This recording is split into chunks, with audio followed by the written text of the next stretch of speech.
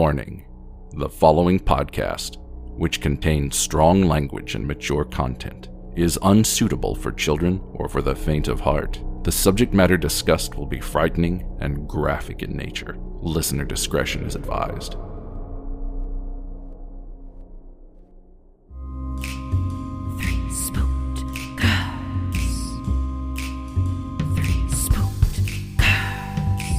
When you wanna hear about the paranormal, you get the Spooked Girls. True crime that makes you hypothermal. With the three Spooked Girls, stabby snippets will give you dreams. Tara and Jessica will make you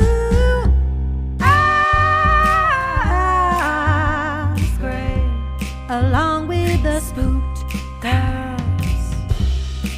Bring on the slaughter, we on that haunted ground. Spooked Girls. The three Spooked Girls.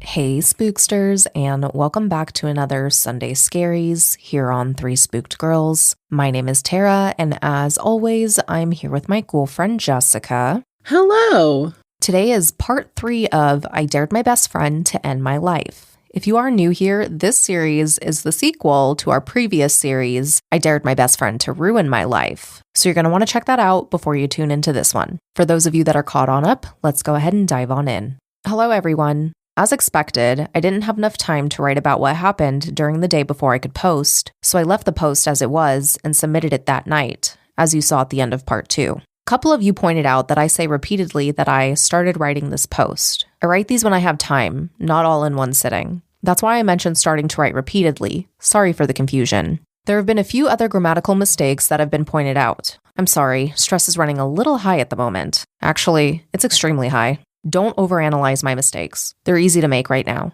Before I talk about what happened since my last post, I'm going to recount my year-long hiatus after Isaac was killed. It may prove unnecessary, but I know a lot of you are expecting it and want to hear about it. When I arrived at the apartment after my mom had come and bailed me out of jail, Xander told me Isaac had been murdered. When I heard that, I about lost my shit. Actually, I did lose my shit. I threw up in the street. My mom, who regrettably was with me, could only watch in horror. She was upset, to say the least, that I was mixed up in a murder plot. It took a long time for me to explain the situation to her. She just couldn't believe it. Once I was calm, Xander led me a few steps away from my mom as we discussed our next options. You should get out of town for a while, Xander suggested. I don't want you being targeted next. The idea that David might try to kill me pushed me over the edge again. Guys, I know I came in like a badass at the end of Xander's posts, but that was after months of getting over this moment. When you find out that someone truly might come to kill you, it changes things. Once you fully grasp the idea, it horrifies you. I had nightmares for a few weeks after. You should go and stay with your mom. I'll help you cover up your location. He went silent as a cop passed where we were standing. He watched the officer with suspicion until he was gone.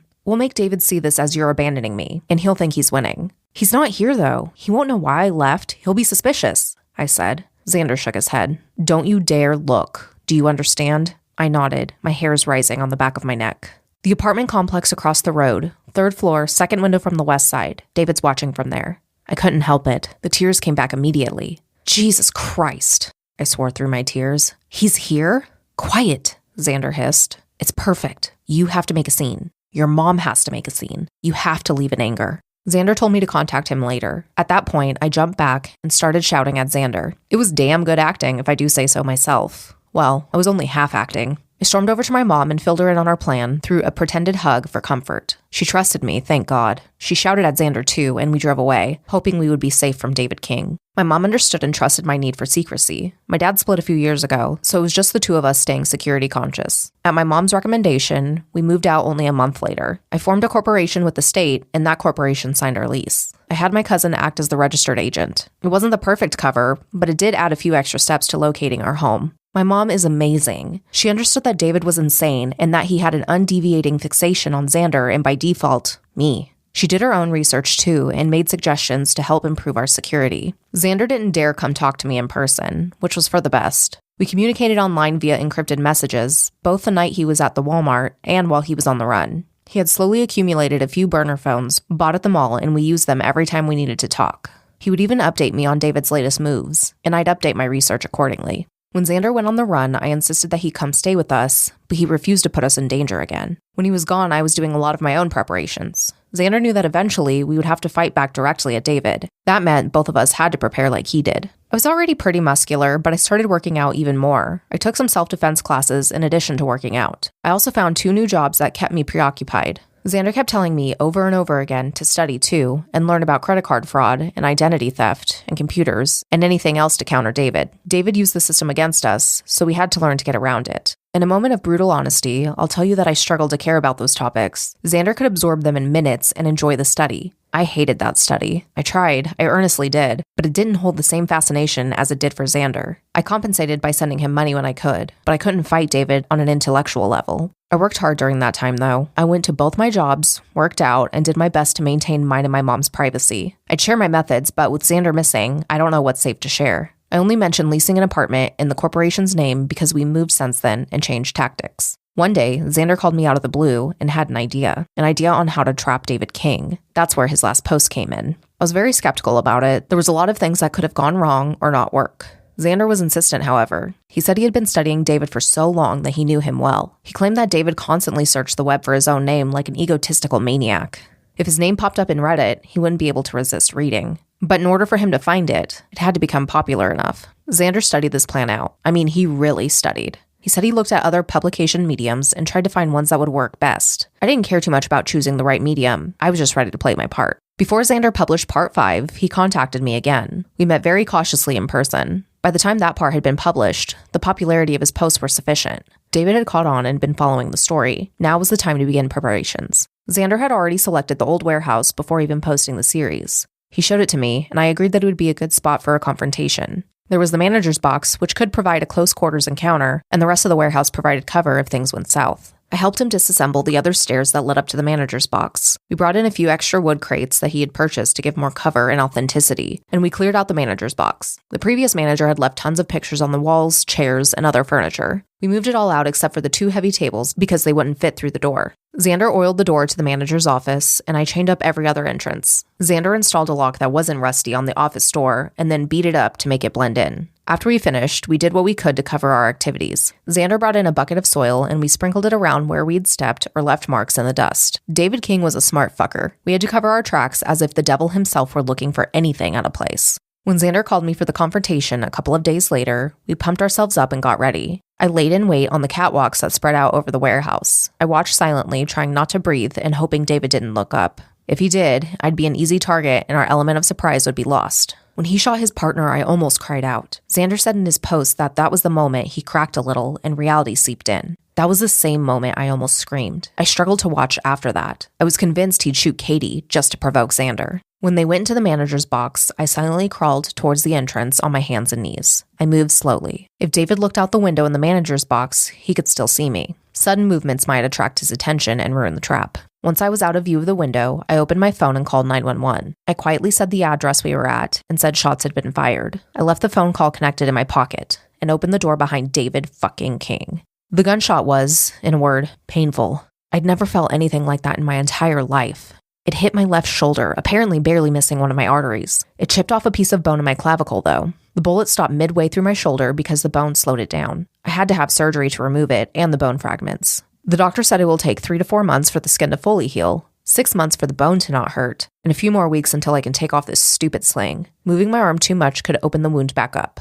The silver lining is that it hit my left shoulder, so I'm not stuck using my non-dominant hand for everything. Thank you, David King. Speaking of David King, in those couple of minutes before the police got inside, I watched his lifeless body. His entire front was dripping in blood and riddled with holes. His head slunk down in his chest, almost as if he were praying. It was the least graceful I had ever seen David King. It was satisfying to know that he was dead. Unfortunately, he's not always dead to me. Sometimes I see him when I'm out and about. Just glimpses of his face in a crowd or around the corner. Scares me shitless. I think I have some PTSD or something. When the police arrived, they charged into the warehouse like stormtroopers. I called out for help, and they rushed up the stairs. They cleared the room in seconds and got an EMT up to help patch my shoulder. They took a long, hard look at David King. At least one of the 4 officers recognized him, and they called their boss. I was escorted out of the room pretty quickly after that. I tried to tell the officers that there were cameras set up everywhere so they could see what had happened. I must have repeated myself a lot because they got annoyed with me. Crime scene techs were already arriving as 2 medics guided my body out of the building on a stretcher that made even the stairs seem like I was floating down on a cloud.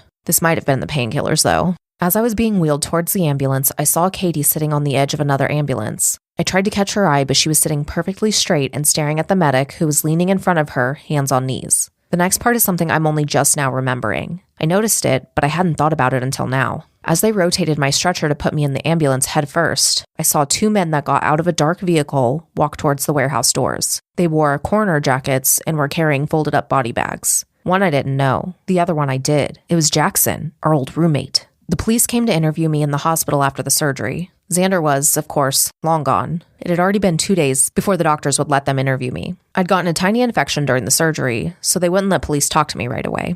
The police told me that they had found all the cameras I was babbling about at the scene and that they were processing the data. They wanted to hear my side of the story and ask me where Xander was. I told them I'd wait till I had an attorney. I was informed that no charges were being filed against me, so an attorney wouldn't be necessary. Fortunately for me, I didn't believe them and insisted on a lawyer. The next day they charged me as an accomplice to voluntary manslaughter, possibly murder. At least I hadn't said anything incriminating. Since then, I was released home with a sling and bandages and told to rest. I slept a lot, talking to Xander every once in a while just to hear he was doing okay. I read through your comments too, a lot of which made me laugh. Thanks, everyone. That pretty much sums up my hiatus, so I'll go back to recounting what happened the past 2 days. In the morning, I rousted Katie to tell her I was going to see Hernandez. She insisted on coming along, so we drove to the police station together. I informed my mom where we'd be going before we took off. We took David's hard drive and the 3 police reports with us. I should add that when my mom and I moved, we moved a few towns away from where the David King scenario went down. So, going to see Hernandez was going to be a day-long trip. During the car ride, I asked if she had found anything else that was interesting on Xander's computers. She shook her head. The rest of the car ride was practically silent. It depressed me. We used to be good friends, and now we couldn't make decent conversation. We arrived in the mid-afternoon and walked into the station. The lady at the front desk pointed us to Hernandez's desk, and we sat to wait for him, since he seemed to be out for lunch. I took the opportunity to begin writing this post while we waited. Katie sat perfectly still and stared straight ahead. While we waited, Xander's phone pinged again. Username, M4N513THO. And the message read, "Where's Xander?" I showed it to Katie. She told me to ignore it again. I reluctantly obeyed. Hernandez arrived a half hour later carrying a late lunch. "Clark," he greeted. "Katie," he said, surprised. "Hi, detective," I said, putting Xander's phone away. "How's your shoulder?" he asked, gesturing to the sling. "It's good enough," I replied. "And Katie? Good to see you out and about," he added cautiously. "Likewise," she said in a neutral tone. "We're here about Xander," I said. His face fell. "Still no word from him?" he inquired. "Not very much," I said. "We found his most recent hiding place, but it's full of more questions than answers." "What'd you find?" he said, pulling a hamburger out of his bag. "Please help yourself to some fries." He pushed them towards us. I ate a couple, but Katie shook her head. 3 computers, his phone, some police reports, and David King's hard drive, I said. Hernandez opened his eyes wide. "David's hard drive? Clark, if he had just left that hard drive there," he insinuated. "I know. There might be something that's gone wrong," I stated. "Not to mention that some bodybuilding asshole attacked me there." "What?" Hernandez asked. I told him about the attack, and his jaw set. "What is it about you people that makes you such targets?" he accused. "We're here because of the police reports," Katie said, pulling them from her lap and opening them on Hernandez's desk. Hernandez leaned in and looked over them. Xander had digital versions, but they were all whited out, I explained as he skimmed. "We assume they came from an intranet police database. I can't check if they came from the intranet or not if I'm not assigned to a related case," Hernandez said. "I'd need permission, and I doubt I'll get it." He looked over the reports, skimming them. "Do you know any of them?" Katie asked as he shuffled to another report. There were a few more references to other people in Xander's notes, but he had the police reports for these ones. Hernandez locked onto Jack's police report. He picked it up and read it thoroughly. "You know Jack Hemsey?" I said casually. He looked up at us, his face calculating. "Yes, I do," he said. We both leaned in. "Not a word of this leaves us," he said in a whisper, taking a casual glance around. "Got it?" "Hernandez, of course," I said. "You can trust us," he whispered in a very low voice. "Jack Hemsey was the partner that David King shot in the warehouse." "Son of a bitch," I whispered. "I bet the other 2 are more of David's buddies." "Don't jump to conclusions about the other names," Hernandez said sharply. "Why else would they be here?" I said. "They could be victims," Hernandez offered. "For now, reserve your judgment." "Sure," I said neutrally. "They were still villains to me." "What do you know about the bar that they all had a fight in?" Katie asked. "The bar is here, in this city." Sorry, everyone, not naming the bar or the city we were in, but it should be noted that the bar was in the same city where Xander lived when David started the dare. The bar gets calls every once in a while for fights, just like most bars, Hernandez commented. I've gone to a couple of calls myself. There's nothing special there. It's not far from here either, so it's one of the tame bars. Silence fell over us for a moment. I do want to come out and see Xander's hideout, Hernandez said. We moved everything out, Katie said sharply. There's nothing left. And this is all you found? Hernandez asked. Yes, I said. The rest is at my house. Katie suddenly pinched me. I flinched and glared at her. An officer came by Hernandez's desk at that moment, dropping a file into his basket. Got another assault, he said before walking off. Hernandez sighed. He held up his finger for us to wait a moment while he opened the folder and glanced through the contents. Well, shit, he said, resigned. What? I asked.